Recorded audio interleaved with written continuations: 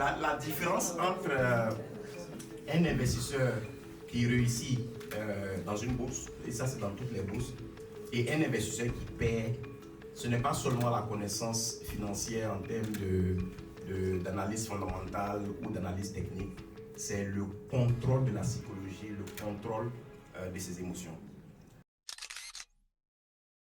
La BRF va devenir un peu plus regardant sur cette asymétrie d'information. Et puis, avec la présence aujourd'hui de Sika Finance, on essaie tant bien que mal d'aller chercher l'information et de regrouper toutes les informations possibles sur notre site pour que tout le monde puisse avoir l'information à temps. Okay. Mais ce risque d'asymétrie d'information-là existe toujours. Et il y a le risque sécuritaire, c'est clair et net. Données, si on veut le faire de manière un peu plus professionnelle, est-ce que c'est quelque chose qui est fluide? On a accès facilement aux données, soit en temps réel, soit même avec un petit délai, mais on peut les traiter. Je continue. Ma troisième, c'est les asset managers ou les gérants globaux. Comment ils s'outillent en général? Est-ce que c'est des petits fichiers Excel avec des indicateurs que chacun regarde ou ils ont des vrais outils professionnels? Ils ont Sika Finance Pro. Désormais.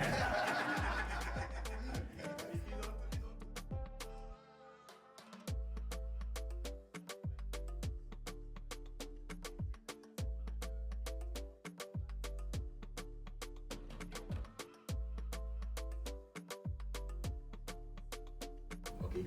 Arrivé à un certain montant, tu prends beaucoup de risques à la BRB. C'est-à-dire autour de 1 milliard, pour sortir, ça devient très difficile. Okay. Donc, quand tu arrives à cette étape-là, l'immobilier c'est intéressant. Sinon, l'immobilier, pour quelqu'un qui est en Europe, faire l'immobilier en Afrique, c'est très très risqué. C'est très très risqué. Mais nous-mêmes qui sommes sur place, aujourd'hui, je suis arrivé à un point où je n'achète que des terrains qui ont ACD. Même ACD, il y a des faux vrais ACD. Donc c'est assez compliqué pour quelqu'un qui n'est pas sur place pour faire la vérification tout le temps, avoir une équipe d'experts sur place, c'est assez difficile, très très risqué. Et le ticket d'entrée de l'immobilier est très élevé. Et l'immobilier n'est pas liquide. Vendre une maison de 80 millions comme ce qu'on est en train de faire, ça ne court pas les rues. Tu vois? Alors qu'au niveau de la BRVM, pour un certain montant, c'est plus liquide que l'immobilier. Mais on est déjà dans l'immobilier.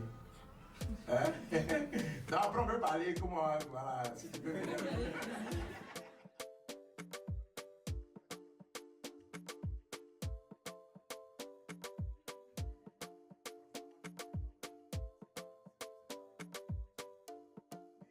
Le plus important, l'élément le plus important à regarder à la BRVM, c'est le rendement du dividende. Donc, en fonction du rendement des dividendes, tu peux te dire que je peux me bloquer à tel niveau. Si j'arrive à ce niveau-là, ça suffit pour moi. Moi, par exemple, avec le volume que j'ai, si je commence à mettre 5 millions, 10 millions en vente, je vais faire peur au marché.